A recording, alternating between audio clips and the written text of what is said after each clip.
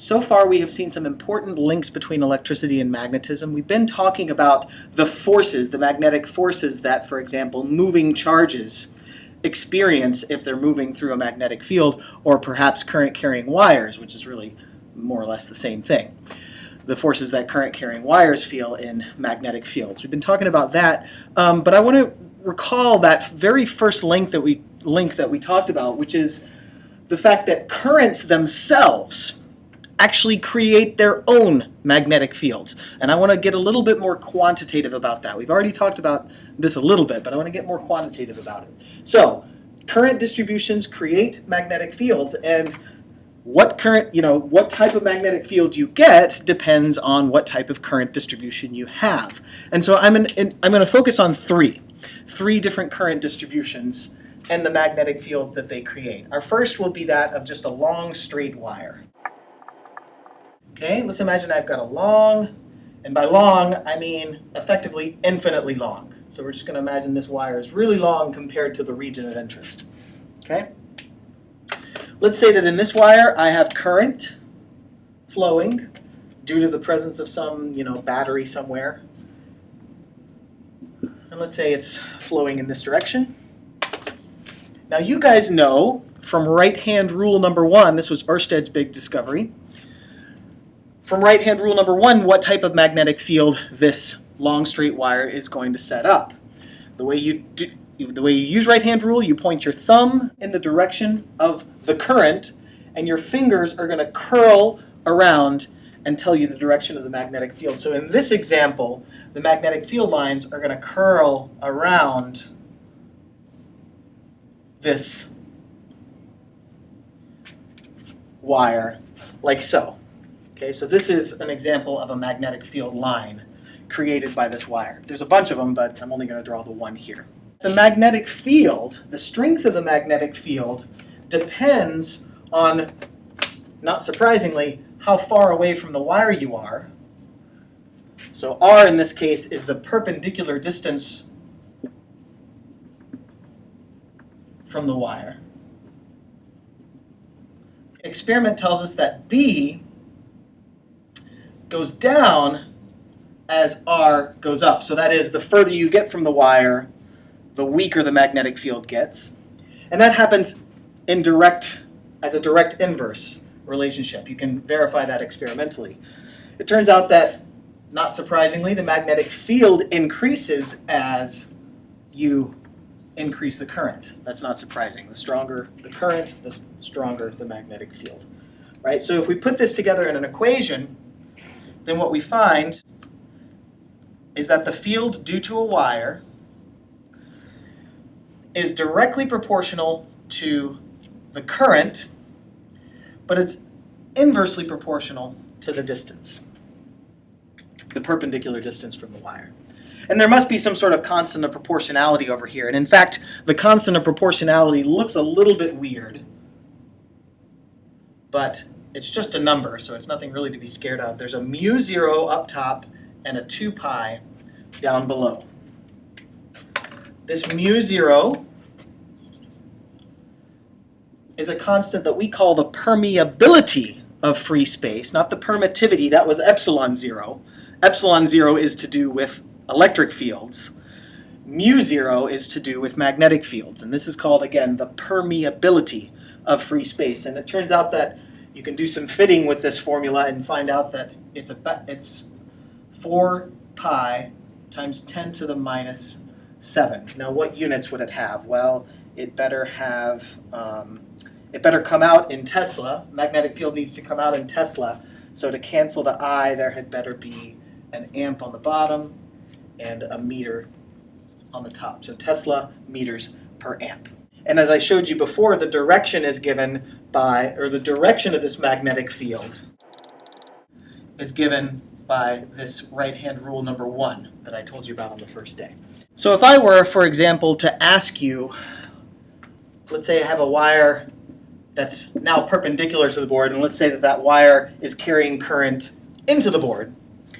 If I were to, for example, ask you in this scenario what the magnetic field at this point right here would be, how would you go about doing it using this right-hand rule? Well, what you do is, again, you point your thumb in the direction of I, which is into the board, and your fingers are going to curl around. Now, that means that the way I can figure this out is I need to draw a circle about I, where I is the center of that circle. Okay.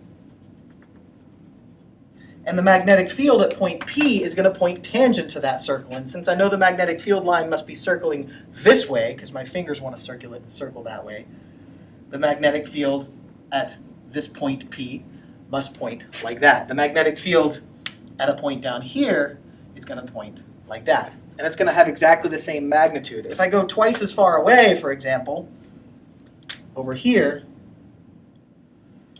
then the magnetic field is going to have exactly half the magnitude, because twice as far away means the R goes to 2R, and so it goes down by a factor of 2, the magnetic field. Okay? Let's look at an interesting example of how one can actually observe this.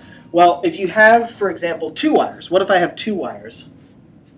One up here, so this is wire 1, and let's say wire 1 carries a current I1 in this direction. And let's say that we have a second wire, wire 2, carrying a current I2 in this direction. Something interesting is going to happen if I have these 2 wires both carrying current in the same direction. Well, we know that wire 1 is going to set up a magnetic field, right? And by right-hand rule number 1, that's going to rotate around this way. So above the wire, the magnetic field is going to point out of the page. So this is going to be B1, the magnetic field due to wire 1. And down below, the magnetic field is going to be into the page. So this is, again, B1 over here. And so it's kind of interesting because now I have a wire, I2, carrying I2 in the presence of an external magnetic field, B1, right?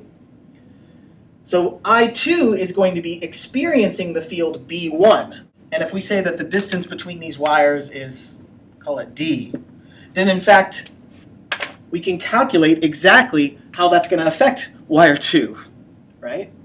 We know that there's going to be a force because if a wire is in an external magnetic field, then it feels a force. And so what is the magnitude of that force? That is, what is the force on wire 2 by wire 1? Well, we know that the force on any wire is I times L times B times the sine of the angle between I and B.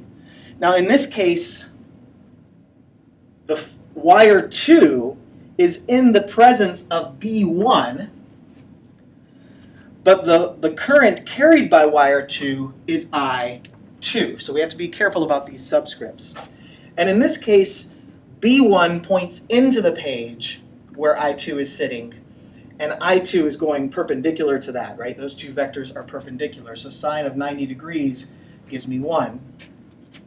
And so I've got I2 times L times B1, but now I know exactly what B1 is, where wire 2 is, right? B1 at the location of wire 2 is just given by this formula I just gave you, mu 0 times I1 divided by 2 pi R1. And in this case, the distance between the point of interest, which is right here, and wire 1 is just D. And so putting this all together, this force on wire 2 by wire 1 is going to be I2 times L times this stuff. So I2 times L times mu 0 I1 over 2 pi D, which I can just sort of write a little more simply. So I've got a mu 0 times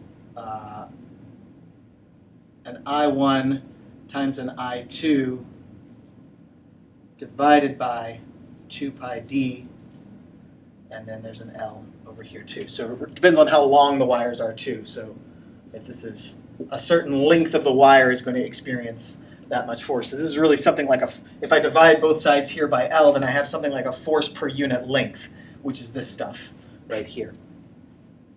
So that's kind of interesting. Now what's the direction that that force is going to be? Well, I2 is sitting in a magnetic field that points in, and so using right-hand rule number 2 now, I used right-hand rule number 1 to get the directions of B1, but now I'm going to use right-hand rule number 2 to find the direction of the force. I2 points this way, B1 points this way, and so the force is going to be up. So the force on wire 2 by wire 1 is going to point up like that. And since Newton's third law still has to work, that must mean that the force due to force on wire 1 due to wire 2 must point down and have exactly the same magnitude, right? So this is the force on 2, this is the force on 1. So why would this force point down? Well, I2 is going to set up a magnetic field which will, at the location of I1, point out of the page, right? So I1 is going to be sitting in a magnetic field that points out of the page. I1 curl into B2 gives us a F1 that's down, right? So the point is if I have two parallel wires carrying current in the same direction, they're going to feel an attractive force. And that's actually a good thing, because often when you have, when you're plugging something into a wall, what's inside is a bunch of bundled wires. And so if they're all carrying current in the same direction, then they're going to crimp up like that. They're going to squeeze together rather than want to blow apart, which could actually, probably disrupt things. So it's kind of fortunate that parallel currents, exert an attractive force on one another. And you can convince yourself that if the two currents were in the opposite directions, I1 that way and I2 that way, then they would feel a repulsive force for similar reasons. Now let's talk about another current distribution. Let's say I have a current loop. So a loop of wire, like this, carrying a current, let's say, clockwise like this, or counterclockwise like this. So this is my current I. Again, what's providing this current must be some sort of battery or something like that that's not pictured here. Now we've looked at a problem already which involved putting a current loop kind of like this in an external magnetic field, a strong external magnetic field, and we talked about how there would then be a torque on the loop. That's a different problem than the one I'm suggesting here. Now I'm interested in the magnetic field that the loop itself is going to set up. Okay? Now that's a different question. And how do we answer that? Well, we can use right-hand rule number 1. So for example, let's look at 4 different points on the wire. Let's look at a point right here. If I point my thumb up, which is the direction of current at that location, then my fingers are going to wrap around like that, which means that inside, the magnetic field is going to be pointing out of the board, like that. But outside, close to that little section of wire, the magnetic field is going to be pointing out of the board, right? So again, this is the magnetic field that the wire itself is setting up. Do the same thing over here. Fingers in that direction. Current inside the loop is going to point out, and above it's going to point in. I'll let you justify these other points, but it turns out similar things are going to happen. Okay? You'll notice that everywhere inside the loop, the wires are going to set up a magnetic field that points out of the page. And so I could ask the question, what is the magnitude of that magnetic field, for example, right there at the center of the loop? Well, it turns out that doing that problem is a little bit beyond our means, but once again, you can experimentally verify this. If the loop has some radius, I'll call it capital R, then it turns out, I'll just give you the answer, that the magnetic field at the center of the loop, right here, is going to point out of the page in this example, and it's going to have magnitude mu0 times I, whatever the current is, divided by 2R. It looks very similar to the formula for the magnetic field due to a single wire, except that there's not a pi, and the R in this case is not a variable. It just depends on the dimension of the loop itself. So in particular, this formula only tells us the magnetic field of the loop right at the center of the loop. Okay, so you guys can get the magnitude, and I just showed you how to get the direction using right-hand rule number 1. It turns out that for me, I prefer to use what I call right-hand rule number 3, which is actually not not introduced in your book, but it's one that I actually use a lot.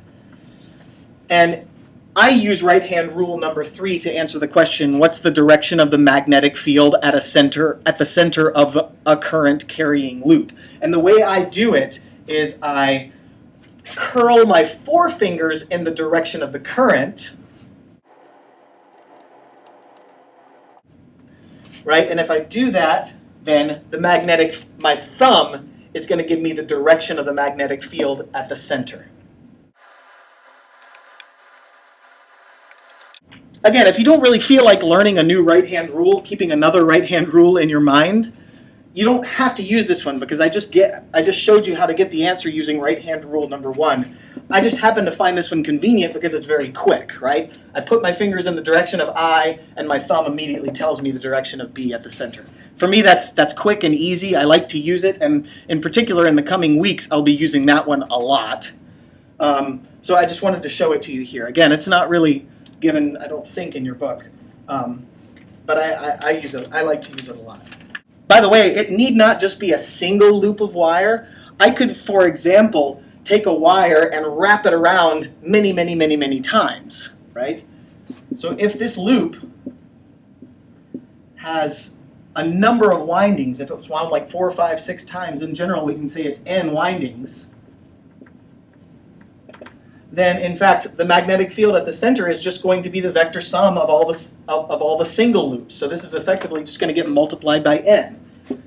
So this would just turn into n times mu 0 I over 2r, right? I'll let you do this example on your own. If the current is 10 amps, the number of windings is 10, and the radius of the loop is 10 centimeters, then you can find the magnetic field is about 6 times 10 to the minus 4 Tesla. So in terms of the magnetic field of the Earth, which is about 1/2 times 10 to the minus 5 Tesla, that's a pretty strong field. One other interesting thing that I want to mention about the current loop, let's imagine that I've got my current loop oriented like this, where it's kind of, I don't know, you can't really tell it necessarily from the picture, but imagine this is kind of like a loop that's hanging out in the plane that's perpendicular to the board. So this is kind of like the near side, and this is the far side, right? And you're kind of looking down on it at an angle. So this is the kind of 3D visualization that you have to get the hang of with this type of stuff. And let's actually get a sketch of what the magnetic field would look like, magnetic field lines would look like. Over here, at this point over here, the current is going away from us, and so that's going to create a magnetic field that's going to circulate clockwise, and so that's going to look something like this. And as I get towards the center, we already said that the magnetic field in this case, from right-hand rule number 3, if I curl my fingers around in the direction of the current, my thumb points up, and so the magnetic field line at the center looks something like that. Comes into the loop and then out of the loop up there. And I can sort of connect the dots in between. Over here, by symmetry, it's going to kind of do something like this. This one's coming out, so yeah, it's going around like this. And then connecting the dots in between must wind up looking something like this, a magnetic field line, and here I've got one. I want to show you that this actually bears, so this is our magnetic field. This actually bears some resemblance to our old electric field for an electric dipole. If I have a positive charge up here and a negative charge up here, and I sketch the electric field lines for this charge distribution, in fact, I'll do it in a different color because now we're not drawing a magnetic field, we're drawing an electric field, then it looks something like this. Now, actually, if you look at these two field line diagrams, can't forget that one, they actually look kind of, if you go farther away, they kind of look the same. They kind of look similar. This guy wraps around like this field line wraps around like this. It's going up above the distribution, and up down below the distribution. So this is not actually terribly dissimilar from the way the electric field looks from a dipole. And it's for that reason that we actually call this a magnetic dipole. So a current loop is kind of, we can kind of think of as like the analogy of an electric dipole. And in particular, this also bears a strong resemblance to a magnetic field created by a bar magnet. If you remember a bar magnet, if I have north up here and south down here, so here's the north pole of my magnet, then what I get is a magnetic field line that goes away from the north pole, comes into the south, and in between, or inside the magnet, goes the other way from south to north, and then we get these kind of distributions, or this kind of picture as you get farther away.